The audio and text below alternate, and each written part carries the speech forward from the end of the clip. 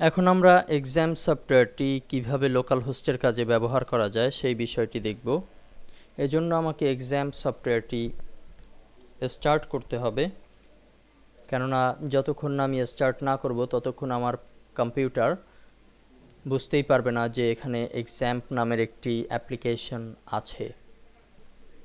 সেটি স্টার্টের পূর্বে আমরা একটি বিষয় একটু ক্লিয়ারলি দেখে নেই যে আমরা যদি আমাদের এই ব্রাউজারে যদি লিখে দেই http://localhost এই কথাটি লিখে আমরা যদি এন্টার দেই, তাহলে কিন্তু এখানে দেখা যাচ্ছে যে this web page is not available.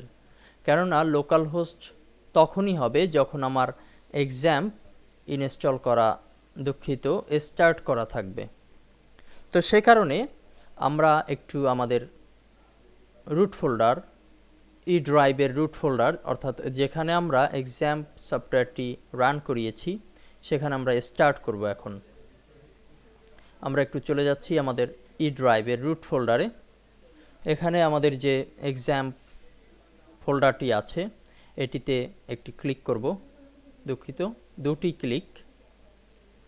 এখন আমরা এক্সাম্পের ভিতরে অনেকগুলো ফাইল ফোল্ডার দেখতে পাচ্ছি। এখান থেকে আমরা যাব এক্সাম কন্ট্রোল, এখানে ডাবল ক্লিক। এক্সাম কন্ট্রোলের এখানে আমরা দেখতে পাচ্ছি যে অ্যাপাচি, মাইস্কেল এই দুটি বিষয়কে স্টার্ট করতে হবে। অ্যাপাচিকে স্টার্ট, যদি এ ধরনের কোনো সিকিউরিটি অ্যালার্ট আসে তবে সেটিকে ক্লোজ দিতে হবে। মাইস্কেল এটিতেও স্টার্ট, অর্থাৎ আমি একই সাথে অ্যাপাচি মাইস্কেল স্টার্টের মাধ্যমে আমি পুরোপুরিভাবে এক্সামকে ব্যবহার উপযোগী করে ফেললাম। এখন আমি চাইলে এটিতে ক্লোজ দিতে পারি।